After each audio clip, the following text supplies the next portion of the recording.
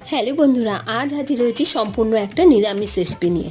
বানাবো আজ দই পটল। তার জন্য পটলগুলো এইভাবে কেটে নিয়েছি। তারপর তেল গরম হলে পটলগুলো ভাজতে দিয়ে দিলাম নুন হলুদ ওপর থেকে। পটলগুলো ভাজতে থাক, ততক্ষণে একটা মশলার পেস্ট রেডি করে নেব। এখানে 5টার মতো কাঁচা লঙ্কা, টমেটো, আদা দিয়ে আর 1 চামচ জিরের গুঁড়ো দিয়ে একটা পেস্ট বানিয়ে নিলাম। এখন দেখো পটলগুলো একদম ভাজা হয়ে গেছে আর ভেতর থেকেও একদম নরম হয়ে গেছে। তারপর ওই তেলের মধ্যে দিয়ে দেবো কালো জিরে আর সাদা জিরে একসাথে ফোড়ন। তারপর 1/2 চামচের মতো হলুদের গুঁড়ো, লঙ্কার গুঁড়ো দিয়ে ভালো করে মশলাটা কষিয়ে নিলাম। একটু মিক্সি ধোয়া জলও দিয়ে দিলাম, দিয়ে ওই মশলার পেস্টটা দিয়ে আর একটু কষিয়ে নিয়ে পটলটা দিয়ে দিলাম। পটলটা দিয়ে ভালো করে সেদ্ধ করে ওপর থেকে নুন দিয়ে দিলাম।